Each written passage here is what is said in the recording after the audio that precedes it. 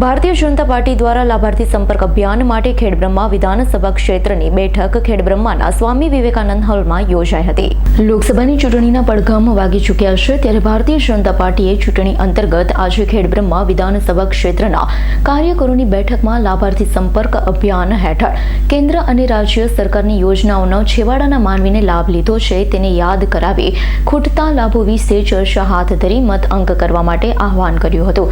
અધ્યક્ષ સ્થાનેથી સાબરકાંઠા જિલ્લા ભાજપ ઉપપ્રમુખ રવિન્દ્ર બારોટે સાબરકાંઠા લોકસભા બેઠક 5 લાખ મતોની સરસાઈ મેળવવા કાર્યકરોને જણાવ્યું હતું।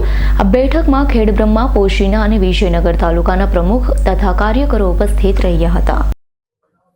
આજરોજ 19મી તારીખે લાભાર્થી સંપર્ક અભિયાન માટેની અહીંયા મિટિંગ બોલાવેલી, સંયોજકોની મિટિંગ। એની અંદર લાભાર્થીઓને ત્યાં ગામડામાં જઈને શું કામ કરવાનું છે, કયા લોકોને મળવાનું છે, શું કરવાનું છે, કઈ રીતના એનું આયોજન કરે, દરેક લોકોને મોદી સાહેબની વાત કહેવાની છે કે હું મોદી સાહેબનો દૂત આવ્યો છું તમારા ત્યાં, અને આ વાત તમને હું જે લાભ મળ્યા છે યાદ કરાવવા આવ્યો છું, એટલે તમે એનો મારી વાત ધ્યાને લઈ અને તમે બધા મત અપાવી અને પેલું કરશો એ વિનંતી।